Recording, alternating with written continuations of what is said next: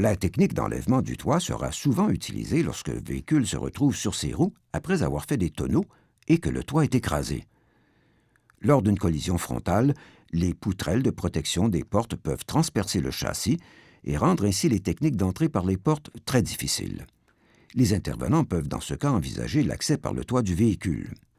Avant de couper, il faut vérifier la présence de mécanismes d'actionnement de coussins gonflables, de prétendeurs de ceintures de sécurité et d'autres dispositifs de sécurité afin de déterminer les endroits où effectuer les coupes. De même, toutes les ceintures de sécurité prenant attache au toit ou au montant doivent être coupées. Il est bon de noter que les cisailles ne sont pas toutes conçues pour couper l'acier trempé ou d'autres alliages très robustes.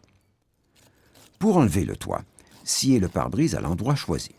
Puis, coupez tous les montants de chaque côté du véhicule en finissant, si possible, par le montant le plus près de la victime. Chaque fois qu'un montant de coin est coupé, un coéquipier doit se placer de façon à soutenir le poids du toit. L'enlèvement du toit est toujours à privilégier plutôt que le rabattement. D'une part, parce que les véhicules récents sont souvent munis de poutrelles de protection de toit qui empêchent l'exécution de cette manœuvre. D'autre part, parce que des accidents sont survenus lorsque la partie rabattue est retombée sur des intervenants ou des victimes. Cependant, le rabattement du toit pourra être utilisé dans certaines situations, par exemple lorsque les montants C ou D sont trop larges pour être coupés rapidement.